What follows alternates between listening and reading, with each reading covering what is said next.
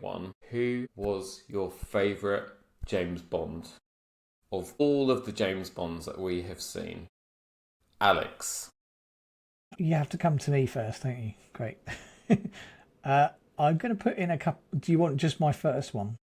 You can talk around it if you want to. You don't just have to say it and move on. Let's Give us put your Pierce musings. Brosnan as my favourite Bond. It's one of those things that's come surprised me a little bit because actually not all of his films were particularly strong.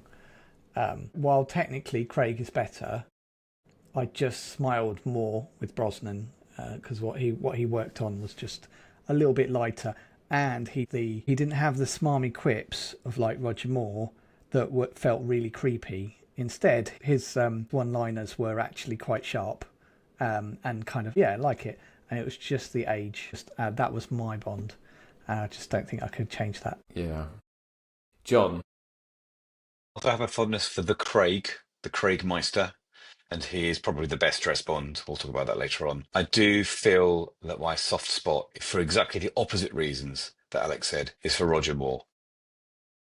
I think because I grew up with him, he was my Bond, and he just strikes me as the closest to being Bond in real life as an actor as he was on screen. And I think if we maybe review an upcoming film about Roger Moore with Love, from Roger Moore with Love, I think we'll find out what a nice chap he was in the background, but also how he essentially became Bond in his real life as well. And I think I liked his smarmy quips. I thought they sat really well with his character. Yes, he was of his time, and the disparity between his age and some of the Bond girls became more and more alarming over time. Again, not an unfamiliar theme with the Bond franchise. Anyway, I just thought, but Bobby and I both read his biographies, and I've read the diaries of the Live and Let Die diaries. He's just a genuinely nice guy who may have played the field a bit in his youth, but everyone who talks about him says he's the nicest guy you can meet. And for me, he typifies the old school Bond. And I think when we talk about what's next, we're never going to go back to that. So he's almost kind of like a moment in time as well. So he's my Bond. Bobby, how about you? Yeah, so it's a really tricky one because I think each of them did such a great job in their own right. Even George Lazenby, who splits opinion, but I think for someone who had no acting experience whatsoever, he did such a great job. I'm really always torn when asked this question between Roger Moore and Pierce Brosnan, because Pierce Brosnan was my first Bond in that I saw GoldenEye in the cinema. It was the first film that I saw in the cinema, and I saw all of Brosnan's films in the movie theatre because I just hit that right sort of age, late teens. I was able to kind of go to the cinema and see whatever I wanted on my own.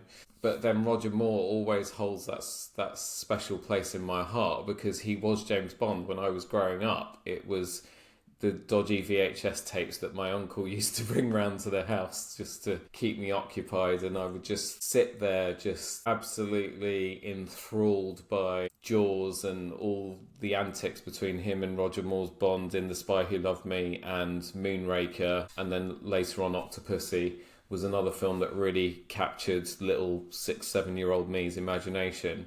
So I'd have to say Roger Moore for Sentimentality probably edges it. But I want to give a special mention to Sean Connery because before we did the Bondathon, I hadn't really seen any of his films. So I couldn't really comment when you had a lot of older people saying Sean Connery is the best Bond, like no question. But he was great, and as we'll see later on, one of his films is my favourite ever Bond film, and part of that is his portrayal of the character in that particular movie. But I think just edging out Pierce Brosnan, I've got to give my favourite Bond to Roger Moore. God rest his soul as well. I have read his memoirs, and also just having seen the footage of him when he first played Bond in a comedy skit. I've told you guys about this. Yeah, Was that in his Saint days?